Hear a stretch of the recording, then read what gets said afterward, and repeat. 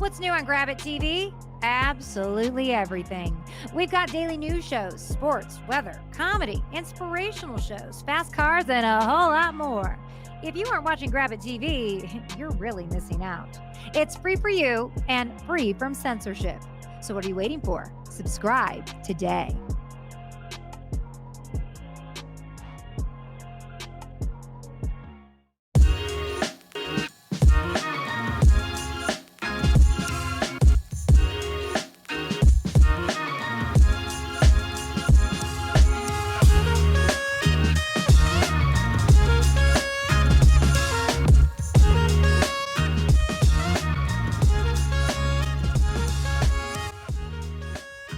Hello, everybody, and welcome to Week 9 in the National Football League and World of Matchups. My name is Dexter Reed, and I will be your host this week and every week, breaking down every single matchup in the NFL moving forward from now till Super Bowl Sunday. We are transmitting live and direct from the Grab It television studios in sunny Las Vegas, Nevada. To my right today, I have super producer Spencer the Wiz with a little treat for everybody as he is now on camera. Spencer, say hello to the people. That's right. I am real. I'm not a text-to-speech TikTok bot. I actually do produce the show, and you can see my nice little board here. I got my computer set up, so yeah, live and in the flesh now. Love it. Now, let's get down to business. What a busy week it has been in the National Football League. There's been so much stuff that we have to take some time and do some quick hitters. First things first. Derrick Henry out for the season.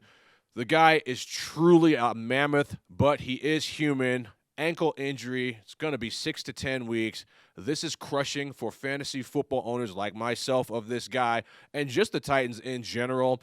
They're probably not going to rush this guy back. They bring in Adrian Peterson, which I have some thoughts about how that really looks. That's just a desperation move. And, who knows what's going to happen with the Titans now. They're going to have to throw a lot to win.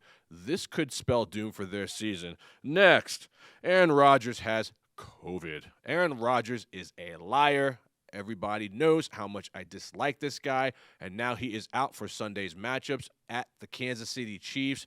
In comes Jordan Love. He says he was immunized. What does that mean? He says he was COVID straight. He'd be fine and even was taking shots at other people for not being vaccinated. Are you vaccinated, and what's your stance on vaccinations? Yeah, I've been immunized.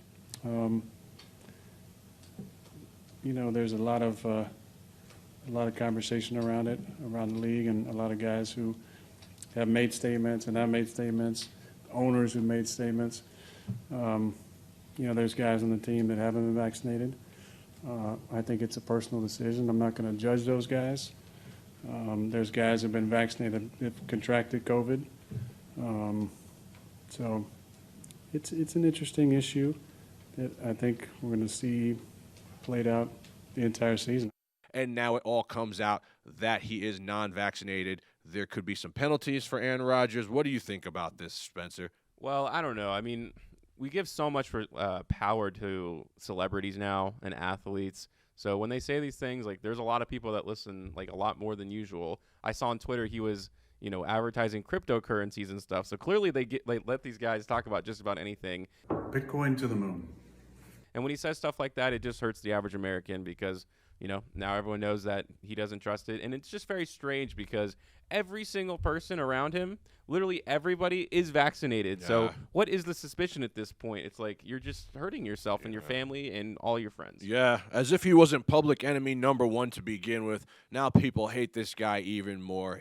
I don't know. I've never been a big Aaron Rodgers fan. And who knows, there might be some severe penalties that are levied at the hands of how he has treated this, and the Packers might pay. Next, let's talk about Michael Thomas, somebody that should have had surgery months before he did. Now he's out for the year. The Saints are going to struggle regardless with him or without him.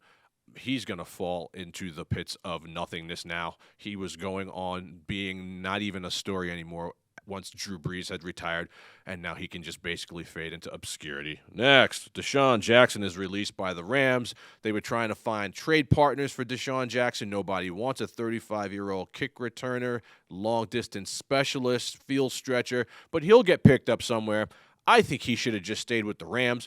This is a guy that may have had a shot to get a ring, and he gave them the deep threat that they were looking for. But guys like Van Jefferson passed him on the depth chart, and he was just tired of not playing. So he mutually agreed with the team to be released. Now he's unemployed. Let's see if anybody picks him up. Next, the Odell Beckham fiasco.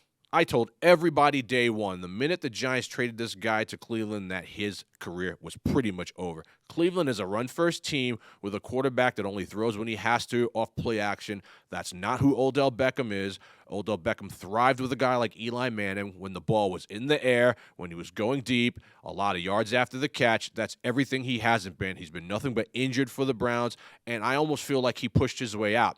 His dad made a 10-minute video of all the throws that Baker Mayfield missed when Odell Beckham was like wide open, and I felt like that was the straw, the final straw. That was the nail in the coffin. Cleveland had enough of him. They took a couple days to figure out cap numbers and signing bonuses to get the money right, and now he's unemployed. I would bet my life that Odell Beckham is a Raider. Now that Henry Ruggs is released. Next, Calvin Ridley, mental health. Nothing to play about. This is nothing to joke about. We like to have a lot of fun here in World of Matchups, wax poetic, make fun of guys. But, mental health is real. Suicide is real. Depression is real. And while these guys are stars and making bazillions of dollars, their game checks will look like more than my whole generation's lifetime will ever earn.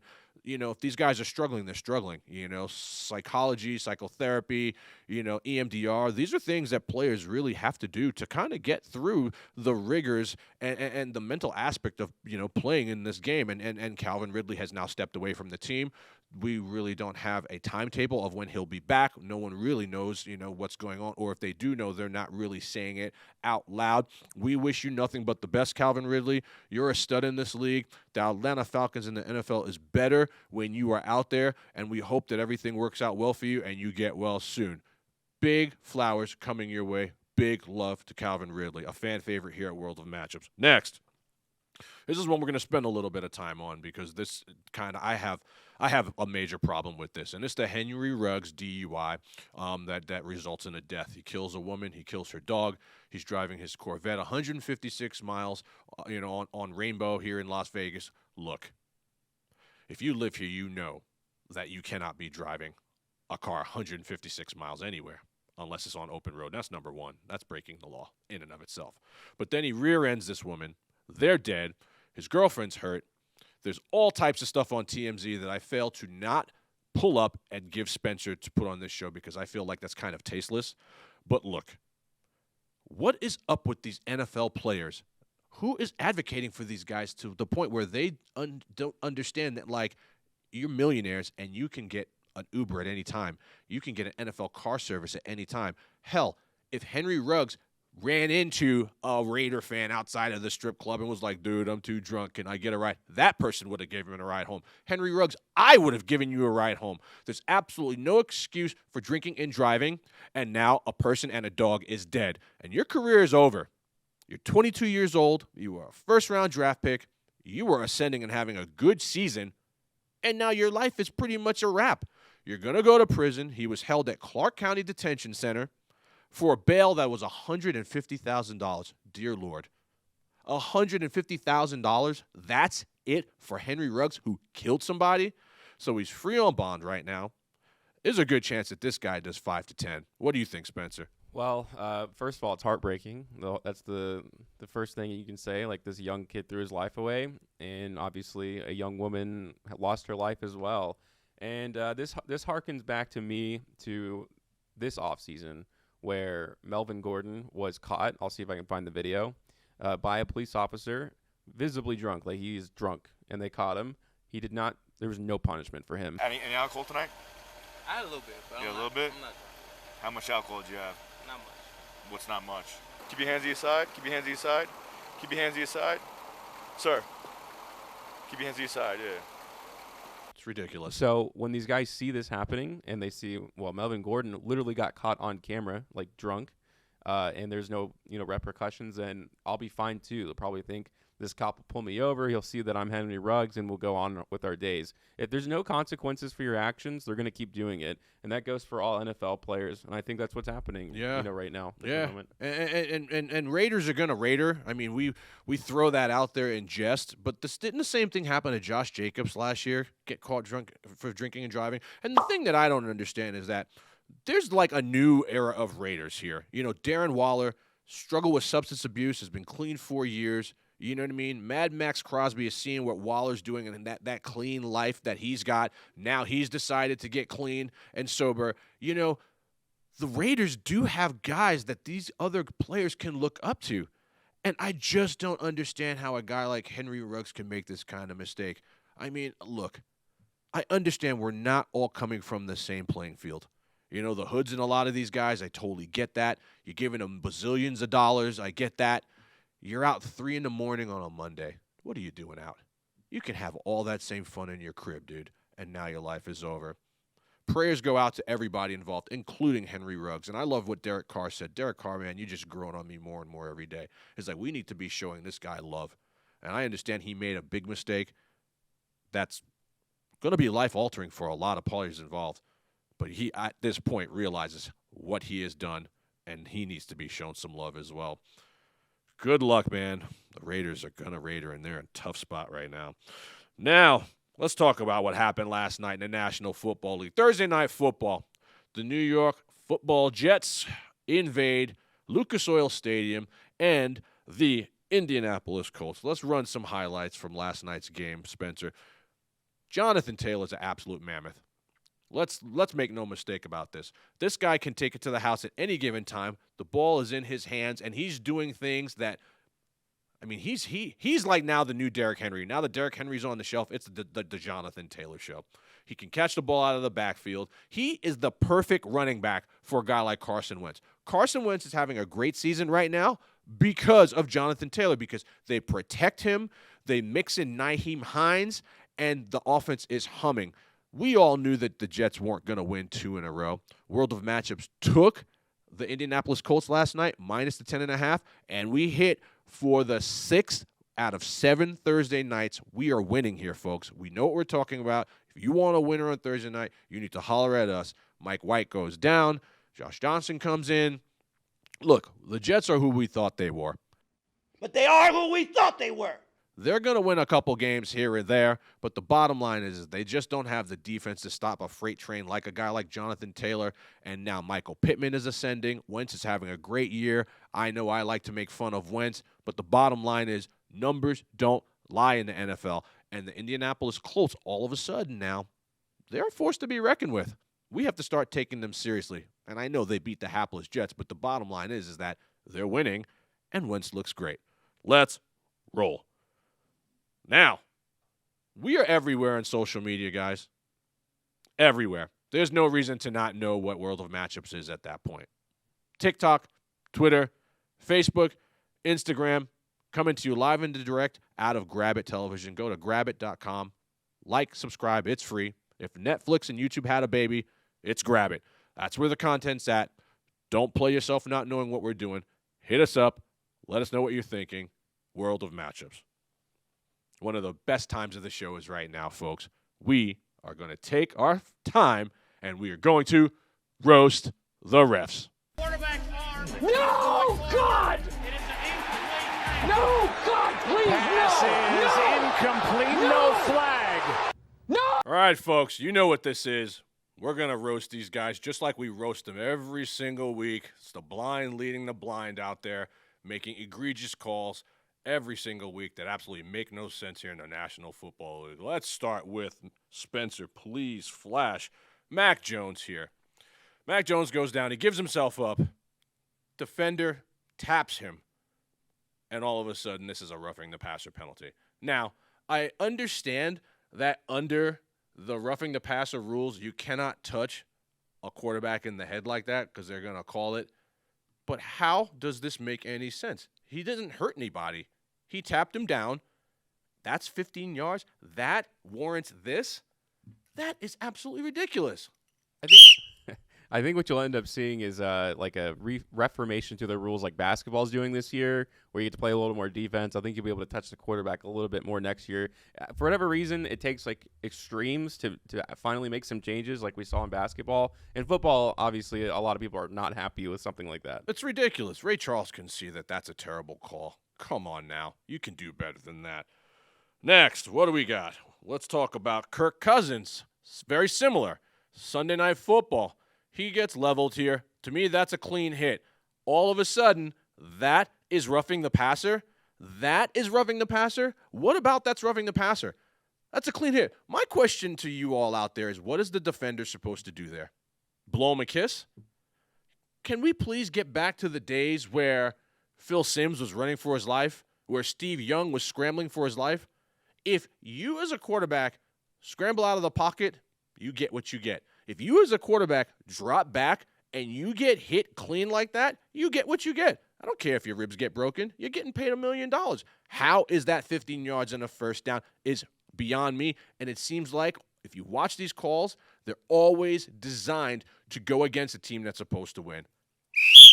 Ridiculous. That's for you, refs. And now, in keeping with the same thought process, we have Chris Boswell here. Okay? Chris Boswell, trick play, which was a stupid call to begin with. Look at that. I'm going to ask you to just keep running this. The guy is dead. Helmet to helmet, nothing gets called. Look at it again. Ridiculous. How is that not a flag? But Kirk Cousins is 15 yards on a first down. Chris Boswell, like, I hope he had his will and testament all together. The guy's dead. How is that not a flag? These refs, you got to get it right. These are horrible calls week after week, especially the ones of the roughing, the passive variety. The pass interference ones are bad too, and we know that rule already stinks, but we got to stop protecting these quarterbacks. John Elway took a beating. Big Ben took a beating. Cam Newton took a beating. Let these guys take their lumps. Ridiculous. Flags go out to you. That's the kind of rules I play by. But you play by different rules. Yeah, you got to get in your grandstanding and your hot dogging, don't you? Yeah. All right, we're back. And thank you for Heroes Heating and Air for sponsoring our Roasting the Ref segment. You can hit them up at heroesheatingandair.com for all your service needs. Now, it's time for our mailbag Q&A this week. Let's talk a little bit about what the people want to hear about. Rob the Raider says, at what point do we read Baker Mayfield the same riot act that we read Lamar Jackson? And to this point, man, I've been hard on Lamar all year, but on some primetime games, Lamar Jackson has shown up, and I've seen Baker Mayfield do nothing but stink up the joint, quite honestly. Torn labrum in his non-throwing shoulder. I'm willing to give him the benefit of the doubt. But at this point of the game, I'm not really so sure that Baker Mayfield's not a fraud. Now, I know both quarterbacks are playing for huge contracts, and we know Cleveland's probably going to give this guy big money. But does he deserve it? At this point, I'm starting to feel like Lamar Jackson deserves it. I've seen Lamar Jackson make big throws this year. What big throws have you seen Baker Mayfield make? The only thing I've seen Baker Mayfield do is make commercials this year.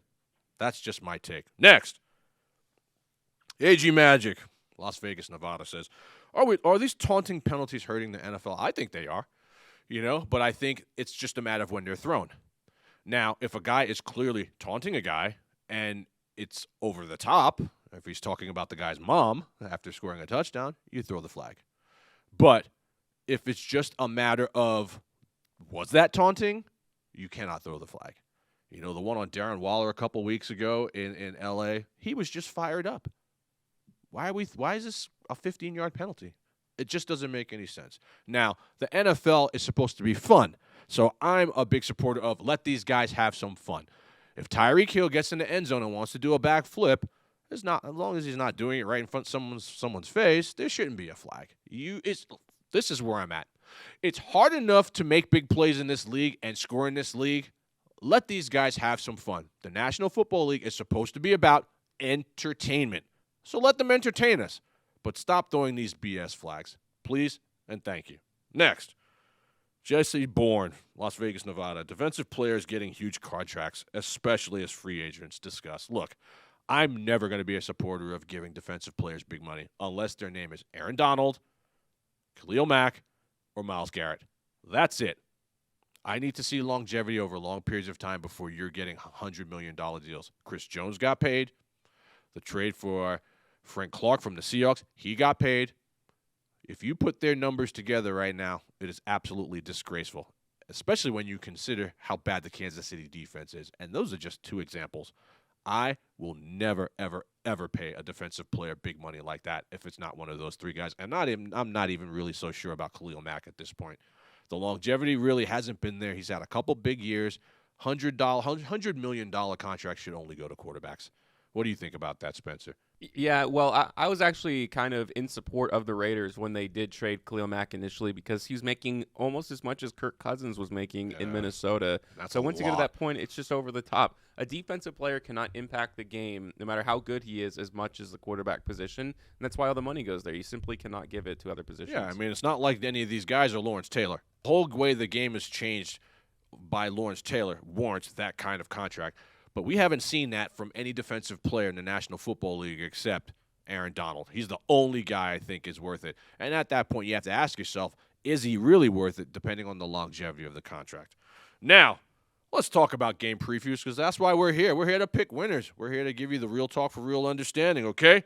13 games this week. Last week, 10-5. Double-digit winners in week 8. Double-digit winners every week. World of Matchups is on fire right now. 75-47 on the season. Picking against the spread on Thursdays, straight winners, Sundays, and Mondays. On the bye this week, Detroit, Seattle, Tampa Bay, and the Washington football team. Let's roll. Early games, Texans at the Dolphins. Both these teams are horrible, but the Texans are really horrible, okay? On the road, they're even worse.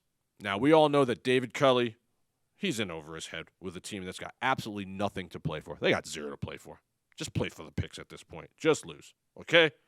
Now, Miami's all about Tua now that they have got off the Deshaun Watson bandwagon. And maybe now Tua can get the love that he deserves because I don't feel like he's gotten a fair shake to this point. Maybe he'll play at a higher level, okay? This is an awful matchup, so take the home team. Expected Miami defense to show up. Finally, they got a bunch of high-priced guys on that defense, and they've done nothing. Let's get a W versus a really bad team at home. The pick, the Miami Dolphins. Next, Broncos at the Boys. Boy, I love the Cowboys this year, man. I really do. And the Broncos are absolutely gross. And now that Von Miller has been traded to the L.A. Rams, they'll be even worse.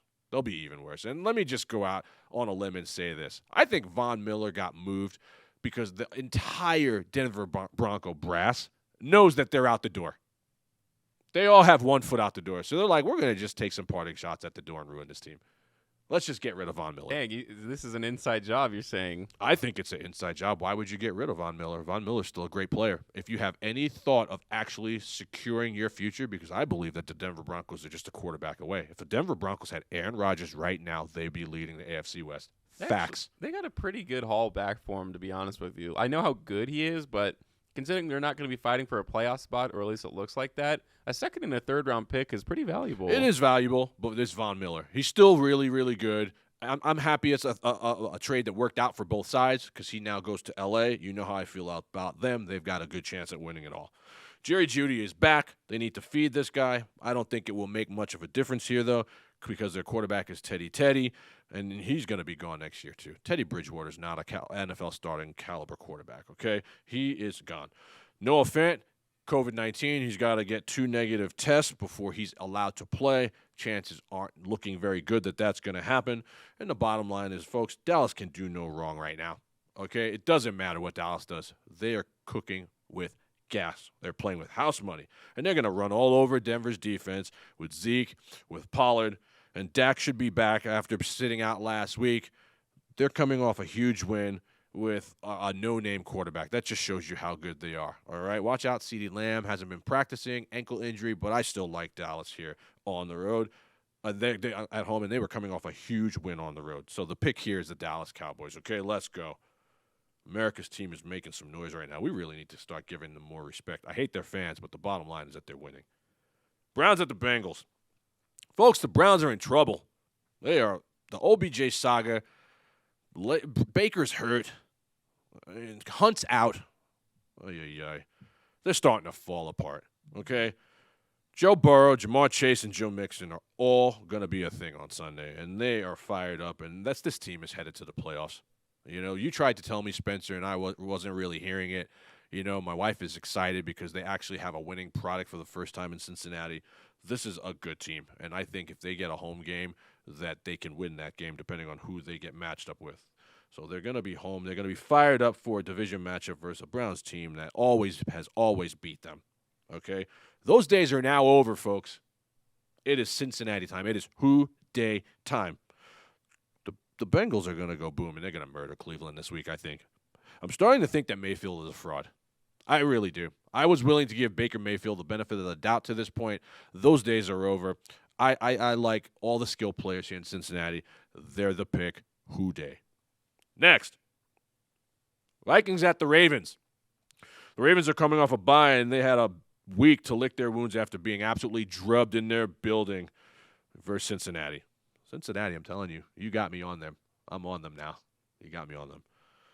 The Vikings lost a guy last week in their building named Cooper Rush that nobody even knew who this guy was, okay? I can't take them here in good conscience, and their defense is absolutely horrific. They're putrid.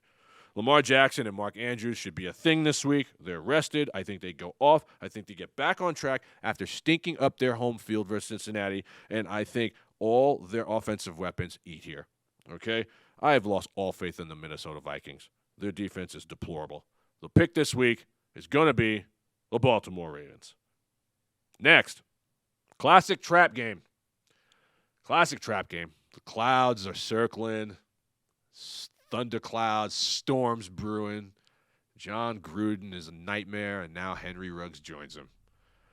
So, this is the type of game that the Raiders fly across the country, and they lose this game, okay? For another week, they have led the headlines with bad news. It's just bad news after bad news, and you guys know how sometimes this stuff transfers onto the field. So, after coming off the bye, they now travel, and they take on a really bad Giants team who did everything that they possibly could to gift wrap the game to the Kansas City Chiefs. And let's be clear. Now, let me be clear.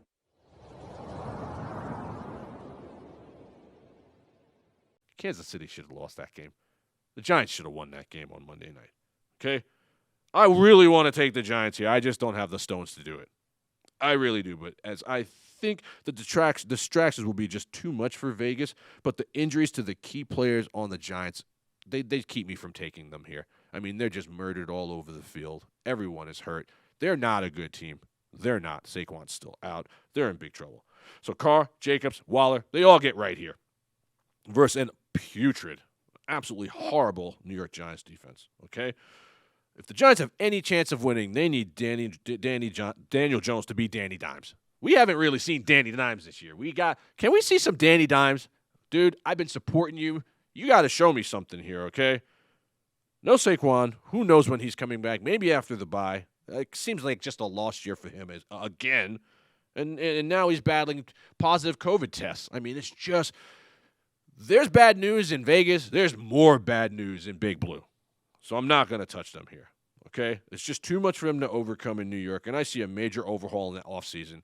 The pick is the Raiders, but it would not surprise me here if the Giants found a way to win this game. Your thoughts on the Vegas Raiders moving in to Sunday night's game here, Spencer, because I know this is your squad, and you always have something to say about it. What do you think? Well, this is a tough spot, and you can call it a trap game maybe, but, I mean, it's not a traditional trap game, being that how many distractions this team has and, technically losing your number one wide receiver. This is a huge opportunity for Hunter Renfrow. What the heck? Yeah. I had a brain fart there, but so he's moving up to wide receiver one pretty much, and I think he can be. Yeah, Renfro's a good player, man. They bring him in for third downs, but he seems to always catch the ball on third down. So what's the reason he can't catch it on first down? Kind of like that, like Cooper Kupp kind of role. I could see that happening. Yeah, I mean, he's a poor man's Cooper Kupp. He always shows. He shows. There's a clip of him laying out a defender in that L.A. game too. That was fantastic. I like Hunter Renfrow. I just don't know right now about the Raiders, man. There's just so many different things. So, I mean, a team can withstand like one major distraction, but it's just week after week. It's like as the Raider turns, it's just a soap opera. It's like a comedy of errors. I mean, where would this team be right now without Derek Carr? Derek Carr is holding this team together. Absolutely. He was very emotional during that presser. He is everything. He kind of took a lot of responsibility, and he is a genuinely very good person. Derek Carr's a G. I used to poo-poo on Derek Carr. Me I'm too. showing him nothing but love. Derek Carr is – the Raiders made the right move by keeping Derek Carr, and that guy should be a Raider until he retires. You heard it here first on World of Matchups. And soon he'll have Odell Beckham Jr. too. I think Odell's going to be a Raider. Let's go. I'm ready. I think the news could break while we're filming right now. It would not surprise me at all. Next, Falcons at the Saints. The Falcons are awful, and the Saints won a huge game last week that I called right here on World of Matchups and nobody thought would happen. But there's no Calvin Ridley, and that's a huge loss for Atlanta as he tends to his mental health. We talked about that earlier. Godspeed to you, Calvin. New Orleans has lost Jameis Winston for the year with a torn ACL.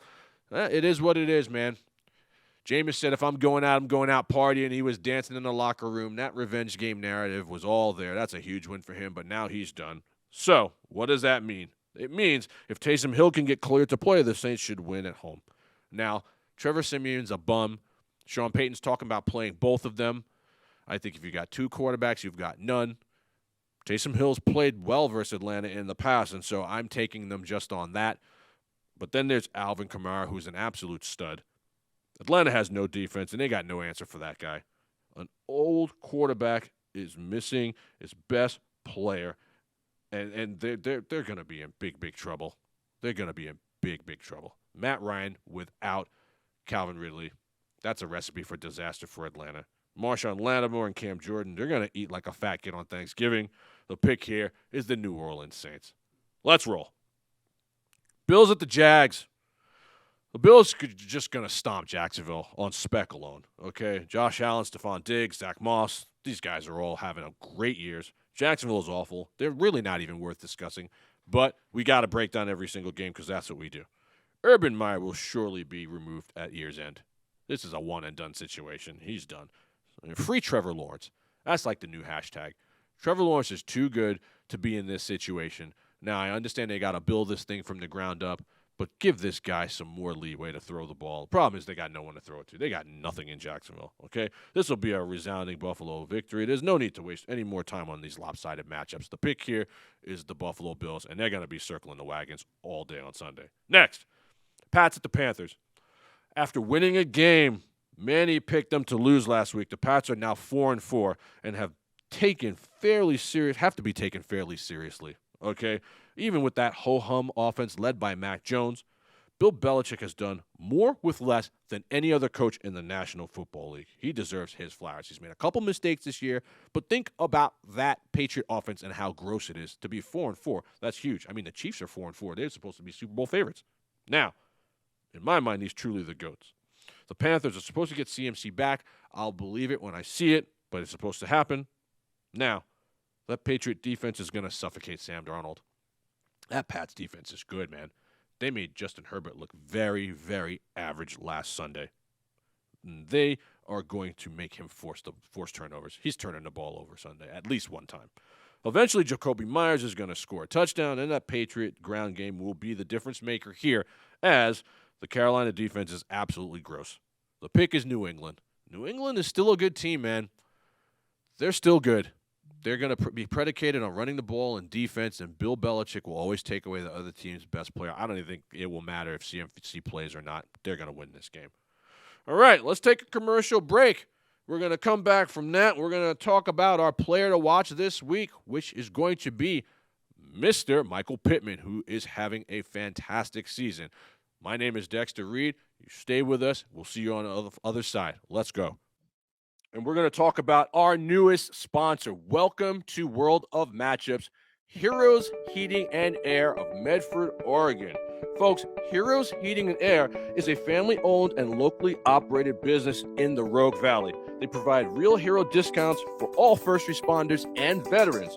Heroes Heating and Air is Southern Oregon's only Rheem Pro partner, and they sell quality home comfort. These are friends of mine. These are good people, and they are doing a great business in the Valley. Call them at 541-821-1615 for all your service needs, or check them out online at heroesheatingandair.com. Welcome back to World of Matchups. Before we continue, let's pay some bills. Are you looking to buy or sell your home in the Las Vegas or Henderson, Nevada area? Alex Gannam with Vegas Strong Real Estate Group, a brokerage with a cause, can assist you with achieving all of your real estate needs. With 15-plus years of experience, Alex Gannam is a recipient of several client service awards, along with a top-notch selling and buying technique to help get you the most for your home or the best value for your new purchase. Call Alex Gannam at Vegas Strong Real Estate Group today at 702-786-4553. Again, that's 702-786-4553. Vegas Strong Real Estate Group. We are one city, one brokerage, one dream. All right, folks, welcome back to the show. Let's talk about this week's player to watch, sponsored by Vegas Strong Real Estate Group. That will be none other than Mr. Michael Pittman Jr., son of Super Bowl champion Michael Pittman, wide receiver of the Indianapolis Colts. Now, this guy is ascending big time. Carson Wentz, you owe this guy a steak dinner. He is making you look really good. Him and Jonathan Taylor, you owe them your resurgence right now. Michael Pittman can stretch the field. We got any highlights of what Michael Pittman did last night? Here we go. Right over the middle, the guy, 6'4", out of USC. The thing that I like about Michael Pittman the most is that he can go up and get it. So those 50-50 balls that Wentz likes to throw, he's coming down with these passes. The last couple weeks, targeted double-digit times. 2 out of the last 3 weeks. T.Y. Hilton might as well retire. This guy's ascending. This guy's a stud. He's big. He's strong. He stays out of trouble. And he's the perfect fit for the Indianapolis Colts. If they mix in a little Jack Doyle and Mo Alley Cox, a little bit of help from Jonathan Taylor, now we're cooking with gas in Indianapolis. Guys, keep your eye on Michael Pittman. This guy's a stud. He'll be rising in fantasy rankings next year. He's a player to watch. Big, strong, fast, clean, good attitude, and great hands. Hey, that's pretty good. You heard it here first on the World of Matchups, player to watch. Now, let's talk about the late games. Chargers at the Eagles. The Eagles are a terribly coached team, and Nick Sirianni will likely be a one-and-done coach. I just don't know what this guy's doing. They're wasting Devonta Hurts and Smith. Jalen Hurts and Devonta Smith. They're going nowhere. All right. I know that they had a really big win last week, but it's versus the Detroit Lions. You can't get excited about beating a team with no wins. Okay. The Eagles have they have 1 million running backs. This is what I don't like about them. They have 1 million running backs, and none of them really seem to do much of anything. Okay. Don't get gassed because they beat Detroit. They're not a good team. Now, the Chargers have been disappointing, too, after starting off really, really hot. Mike Williams has faded over the last couple weeks, and Justin Herbert, who I love, I've been double dating him and Joe Burrow. He's looked pretty average the last couple weeks. This is a get-right spot for them. This is where they should smash, okay? No more disappointing losses. Expect them to get right versus Philly, as they are clearly a better team. I see Austin Eckler having a big day here, and LA should win a 3 to 5 point game. The pick is the Chargers. The Chargers need to get it together here. They're fading out. No one's really wrestling the AFC West lead, except the Raiders are holding on, and I'm not sure what they're going to do. All right, get it together here. What do you think, Spence? This is a really interesting game because, or I should say the Chargers are very interesting because they have so much talent on their team. Like, they're loaded. Undisputed, but how many players do they have on their team that know how to win games? Yeah. They've pretty much all grown up together, and their experience growing up together has been losing a lot of disappointing games, and it looks like they're still going to be doing that. Yeah, that culture that we thought would be gone after they got rid of that coach last year, it's still kind of there. You know, they should have won the last 2 weeks, and they've done really, really average, and they've looked really, really bad. But I think this is a bounce-back spot. The Eagles are a get-right game for them. The Eagles are absolutely horrible, and the Eagles gift-wrap wins for other teams. Nick Sirianni is almost it's destined for him to shoot himself in the foot this weekend. Next, Packers at the Chiefs. My team. More Green Bay drama. Okay, we talked about Aaron Rodgers a little bit earlier. He's the latest Packer to be diagnosed with COVID-19. He'll miss this game after being less than forthright about his immunization status. This is a huge deal. Huge deal. Okay, because I would have taken the Packers here. After last week and watching the Chiefs throw toilet paper all over their field, I let go finally.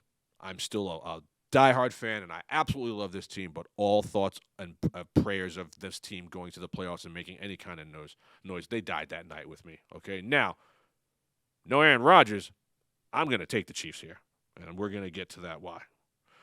Jordan Love, he's no A-Rod, but they drafted this guy for such a time as this. Arrowhead's a tough place to play.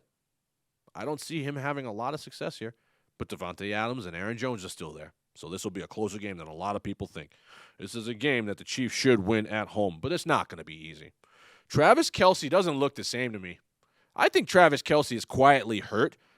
I don't think anyone's really talking about it. He doesn't look like Travis Kelce to me. I watched that game on Monday night, and I'm like, where is he? He just didn't seem like he's himself, okay? Mahomes, blink twice if you're being held against your will, please, because the rest of the world wants to know what's up with you. What's going on with you, Patrick? Let us know if you're being held against your will, please. Andy Reid is surely going to be Andy Reid, which sometimes is good and a lot of times is really bad. But I think this team will win this game on the foot of Harrison Butker. I think that they're going to bail them out at the gun. And unlike most fans, I measure the success of this team based off them winning the Super Bowl, okay? That is where, that picture right there, that's how I measure the Kansas City Chiefs. So if they're not a playoff caliber team on the field, I'm not going to pick them. That's how I envision them. When I think about the Kansas City Chiefs, I think of them going to the playoffs, going deep into the playoffs, and winning the Super Bowl. So all of you other fans out there, all you other homers that just swallow everything that's coming out of Kansas City, that's not who I am. I measure their success on that picture right there. Sadly, the same players from that Super Bowl run are here, and they're just not playing well. This is not the same team. This is a team that looks depressed. They look lethargic. They look sluggish. They look uninterested. And their defense is putrid. And I said it last week on my little rant that I apologize for cursing on. Andy Reid is the problem, and I think he needs to go. But I digress. That probably will not happen. The pick this week, take the Chiefs. If you're a betting man, take the Packers and the points. Next, Cardinals and 49ers. A Jimmy G sighting. Jimmy G went off last week. I was like, whoa, who is this guy? San Francisco beat up Chicago last week, putting them back on the map and quieting all the Trey Lance talks, okay? Is there a bigger stud than Deebo Samuel right now? With a name like Deebo, you know you're a stud. You're taking someone's lunch money. You know what I mean? And is there a bigger find right now than Elijah Mitchell? Man, they had a carousel of just hurt running backs, and all of a sudden Elijah Mitchell's come in and brought some stability to San Francisco. It was a nice find for them. Now, Arizona's coming off a Thursday night loss that I called at home to Green Bay, and then now they're going to travel to San Francisco, and they're going to try to get right here, okay? I think they suffer their second straight loss. I really do. I love San Francisco here. Hopkins is not 100%. The run game will be shut down by San Francisco's front four, and George Kittle is back and ready to roll. He should have some kind of meaningful part to this game. It spells doom for the Cardinals, who are about to go through their season drought after starting Kyler Murray, who's going to get swallowed up this week by Nick Bosa more than once. The pick's going to be the San Francisco 49ers. The 49ers they're a funny team. One week they look like they're going back to the Super Bowl. The next week they don't look like they could beat anybody. But I think that Arizona peaked early. And I think all of a sudden, instead of being 7-0, 7-1, they're going to all of a sudden find themselves in maybe like 10-7. They're not a great defensive squad. J.J. Watt's out. Chandler Jones in and out. They really don't have any running game. I said it last week. What about the Arizona Cardinals scares you? Somebody give me that answer. Yeah, and with the Cardinals and the way that Kyler Murray plays, which is exciting, it's just not conducive to being healthy. He's like literally running around, just daring his hamstrings and other. He's running for his life. Yeah, when sometimes I don't think he has to. I think he tries to extend plays a little too much, and obviously the knock on him every season is that he gets hurt. You know, they look great this season, but he's dealing with injuries now again. Yeah, and I'm no lover of Cliff Kingsbury. You know, to me, him or Matt Nagy, they need to marry each other and then both be fired and sent out into the middle of the ocean. They're terrible coaches. They've been winning despite him. But the pick is the San Francisco 49ers. Let's roll. Sunday Night Football. Titans at the Rams. The loss of Derrick Henry has ended any and all hopes of a deep postseason run, unless he is a quick healer, okay? Matthew Stafford, Cooper Kupp, Bobby Trees, Tyler Higbee, they will make Tennessee have to play from behind, and that will spell doom for them because they just don't have the personnel to do so, and now they're on the road. Outside of A.J. Brown, there isn't much else. A.J. Brown's a stud, but you can cover one guy if that's the only real weapon you have. Tannehill's going to have to be a madman in this game for them to win this game, okay? Jalen Ramsey's going to shadow A.J. Brown, and we all know how Ramsey Island is a lockdown corner place to go. He's going to have a hard time on Sunday Night Football. All hopes for a road win go out the window when Aaron Donald is all over Ryan Tannehill. The pick here is going to be the Rams, and I like the Rams big. This is my best bet this week. Under the lights, the Rams always seem to play really, really well. The Rams are on a mission, man. They really are. Now they got Von Miller. The rich get richer. You know what I mean? A solid coach. They're all in. They're trying to go for it this year, and I'm right there with y'all. Take the Rams. Take them with confidence, and have a steak dinner. Monday Night Football. The Bears. The Bears. The Bears. At the Steelers. Gosh, the Bears are bad guys. The Steelers aren't much better, though, if we're being honest. The Steelers are a comedy of errors, too. I mean, what was Mike Tomlin doing putting Chris Boswell in that position to get killed? I mean, that is so Bush League. Now you're going for it for 2 every 2 seconds because you put your kicker out there. You can't score from inside the 20 with your regular skill players. Mike Tomlin should be fired. That was terrible. Now, they're bad, but they should handle a Bears team that is struggling, especially on the road. Justin Fields is going to be a great player in this league, but he has an awful coach in Matt Nagy. He should be public enemy number 1 to get fired. Najee Harris is now living up to the hype. I like Najee a lot. I told you guys in the AFC breakdown this guy was going to walk into 1,400 yards. He's well on his way. Deontay Johnson, Chase Claypool. Come on, get these guys involved, Coach. Chase Claypool is a baller, all right? Get these guys involved. It's going to have a major, major effect, and they're going to take major strides on Monday night. It's going to equate into a home win. The defense is still good. And watch out for newcomer Pat Freiermuth. If you haven't picked this guy up in fantasy, do it. He's going to be a top 10 tight end the rest of the way. Now they have another threat. Eric Ebron might as well retire. He's done. Look, Chicago simply can't get Allen Robinson involved. This alone, when you have a player of the caliber of Allen Robinson, you can't get this guy involved, that should cost you your job. And I don't understand why they didn't just trade this guy at the deadline. You should have just got rid of him. Free Allen Robinson. Hashtag free Allen Robinson. This guy has never had a good quarterback.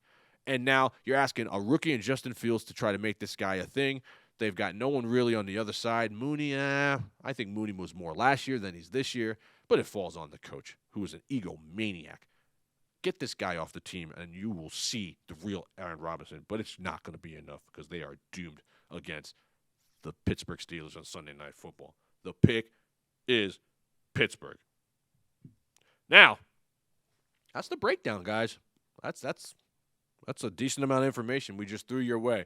But that's not the show, okay? Normally we would come back with special guests and do a Game of the Week segment, but we're doing something different today.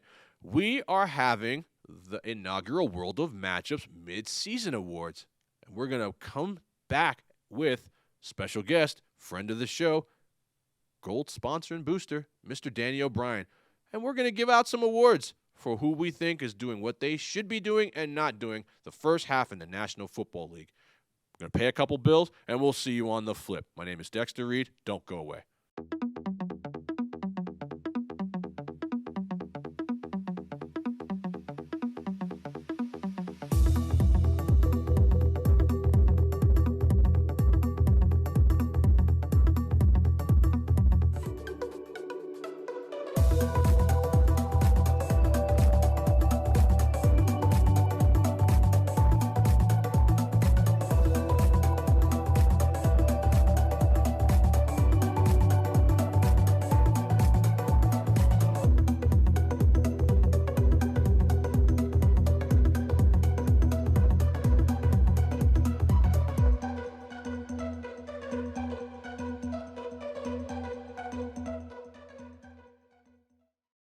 Welcome back to the program, everyone.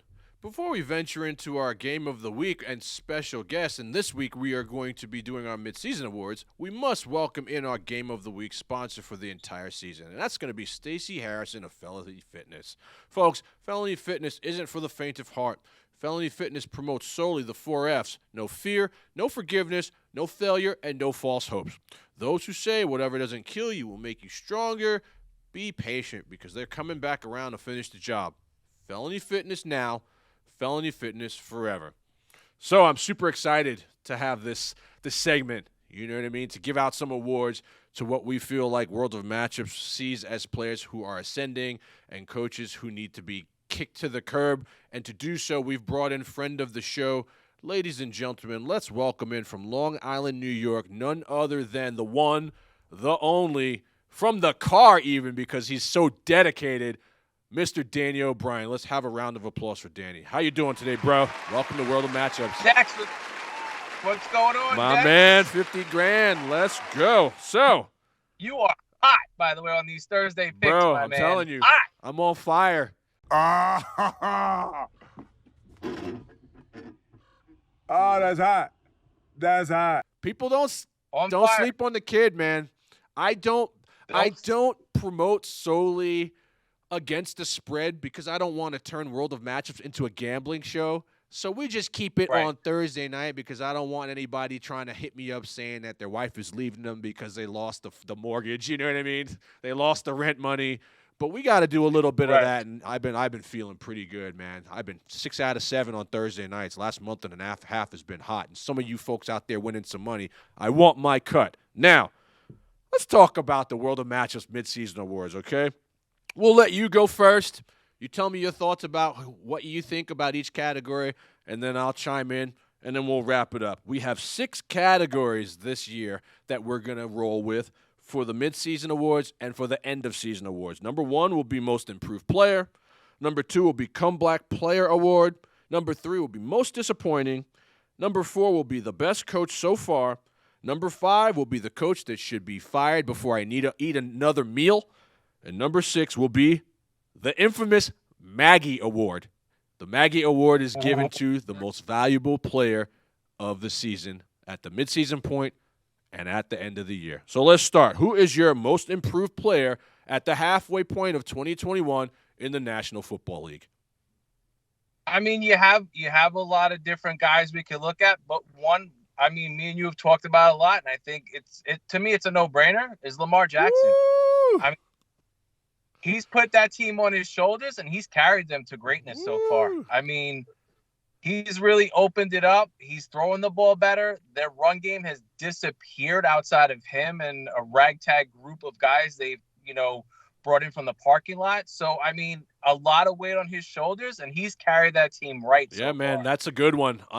When I was thinking about who my most improved player was, he wasn't even a thought in my mind because to me, Lamar's always been great. But my problem with him is that he wasn't doing things that a great player, a great quarterback would do. Throw the ball downfield, Right. win games, put the team on your back. And we've watched him do all that. And at this point, when I was saying he shouldn't get paid, I'm now saying he should get paid. So I like that. I think you spit hot fire with that. That's a really good pick.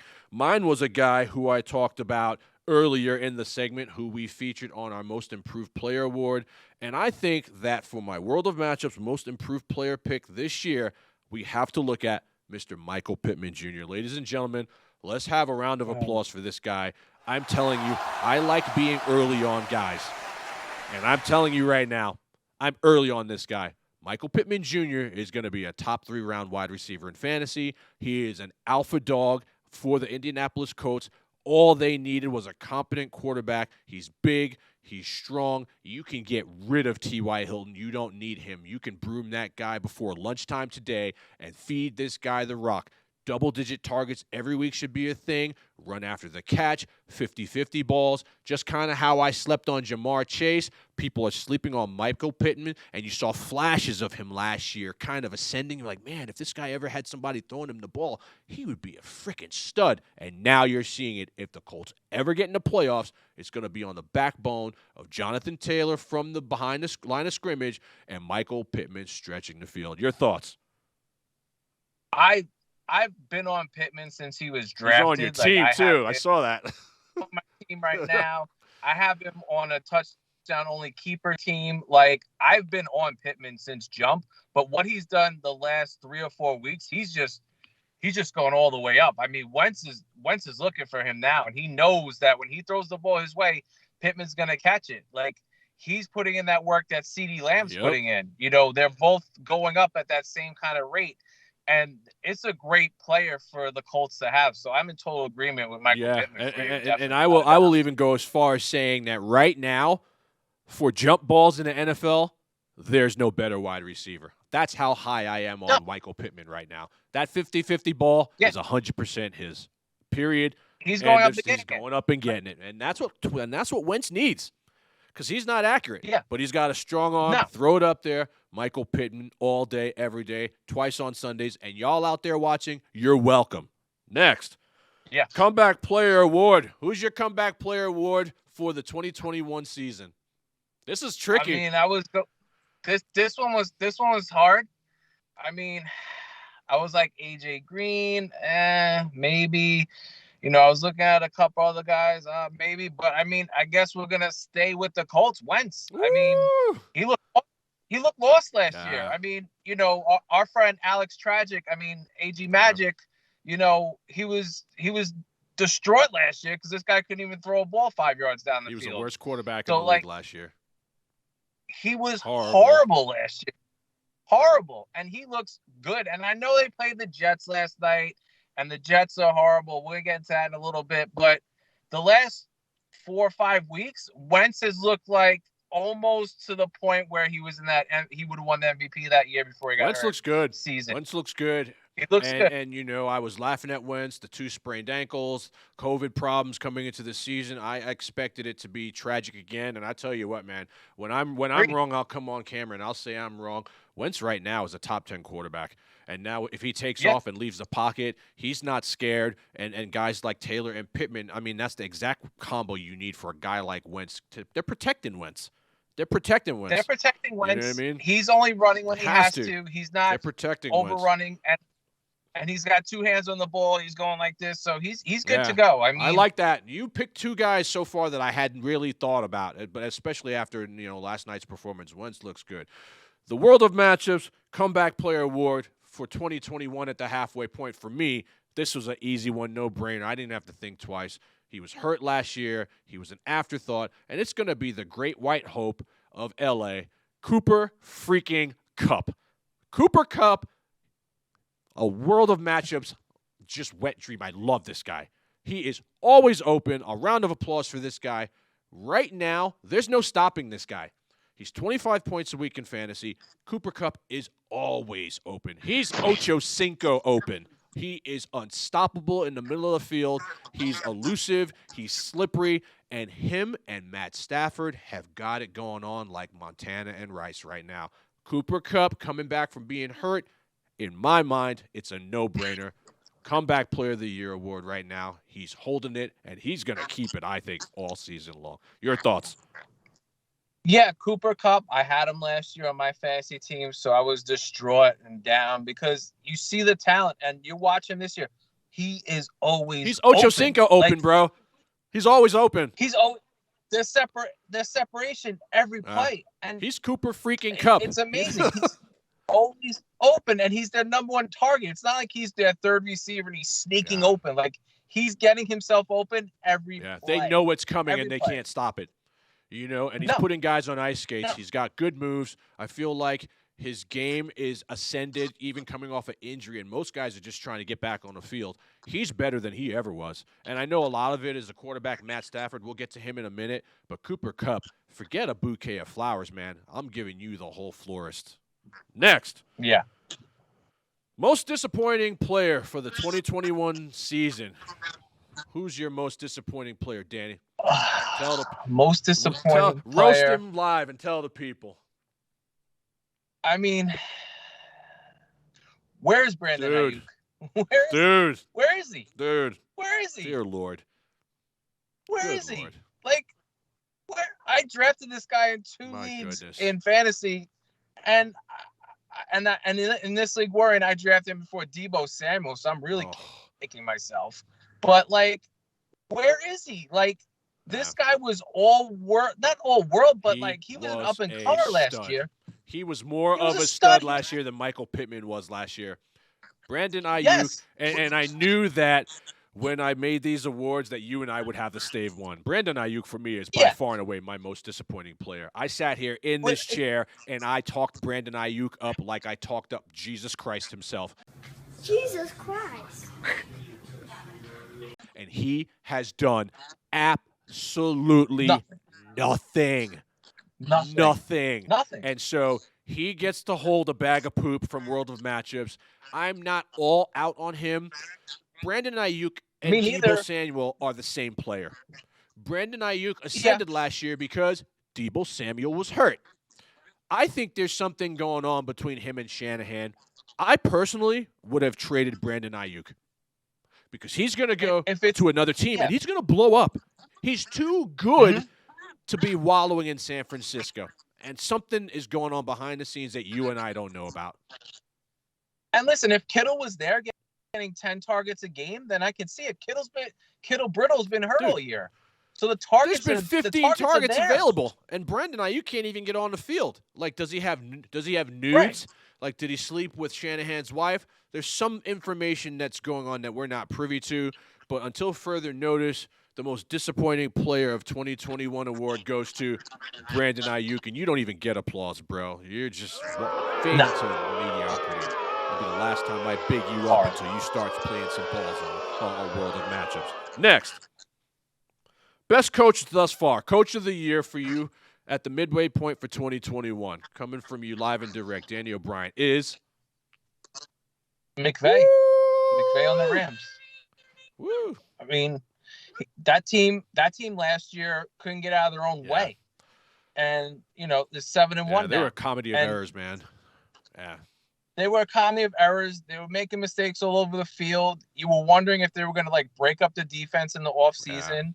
You didn't know, we know Jared Goff wasn't that good. They had to upgrade that. They brought in Stafford, but the level he's taken Stafford to, we've never seen when he was on the Lions. I've been saying this from day one. Stafford is a G. With Calvin Johnson. Stafford's a G. He had Calvin Johnson. Stafford just needed competent people around him. The Lions are a factory of sadness.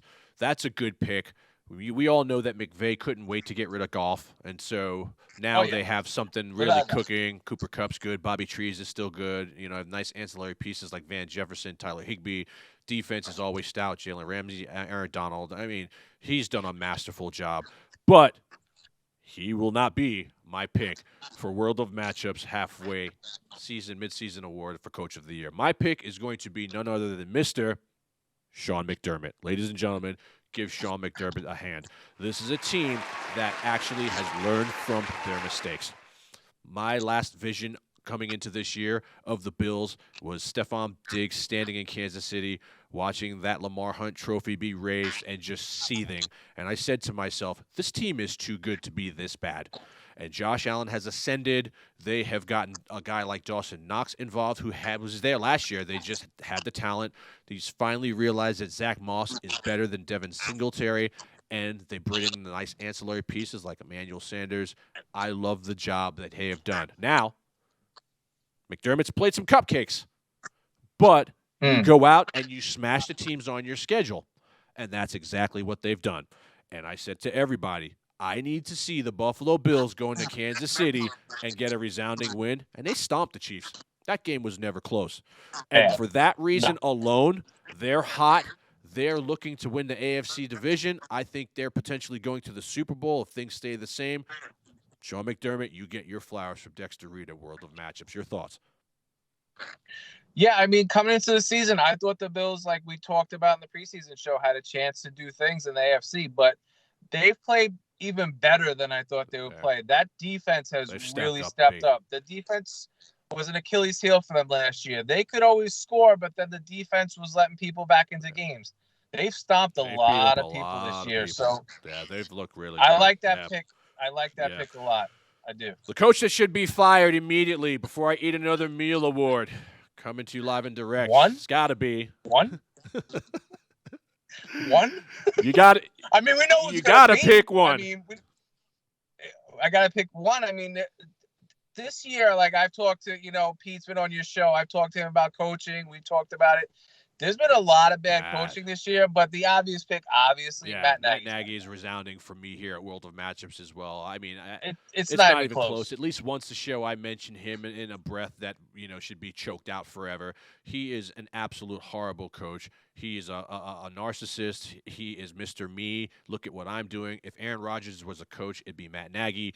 To have a guy like Aaron Robinson on your team languishing and just dying a slow death in of itself is enough to say you should be stripped of all your coaching. The whole Andy Dalton, Justin Fields fiasco, he didn't make that decision. The owners made that decision and said, if you want to coach his team, Justin Fields is going to be the quarterback. The guy should be broomed indefinitely, and he should never coach again. Period. End of statement. I have spoken. I think we don't need to talk about that guy anymore. Nah, it's a wrap. Now, the most coveted award that you could potentially get here at World of Matchups. Ladies and gentlemen, the Maggie. If someone gets a Maggie, they're doing something right. The Maggie is given to the most valuable player in the NFL at the midseason point and at the end of the season.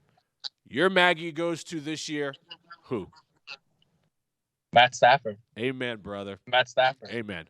Wow, Yeah. we had more in common than I thought. Ladies and gentlemen, can we have a round of applause for Mr. Matthew Stafford, please?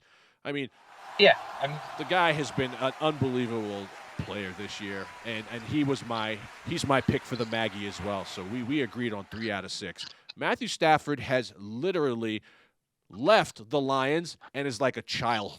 He's like giggling like a child. He's like, oh my goodness, this is what I thought it would be like being a professional NFL quarterback. Everything this guy has done has come and turned into gold. He cannot do any wrong in the system. Cooper Kupp, Bobby Trees, he's hitting these guys all over the place. He's got a deep ball. He can run if you sleep on him. I don't see how it could be anybody else but Matt Stafford at this point. Your thoughts? Yeah, it's not even close. I mean, Matt Stafford, again, another guy I had last year, one of my fantasy teams that did absolutely nothing. So coming into this year, I knew he would be better in a better system, but wow, he's really elevated his game this year. And he's making it look easy. I mean, making it look very easy.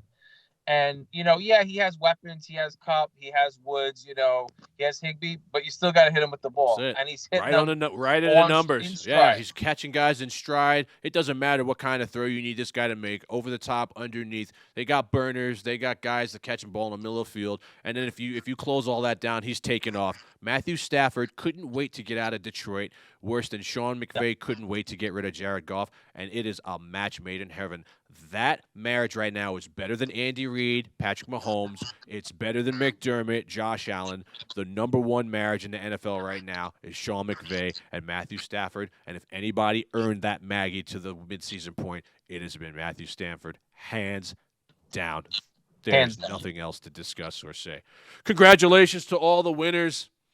We look forward to doing this at the end of the year, bro. We'll bring you back, and we'll do the World of Matchups awards for the full NFL season after Super Bowl Sunday.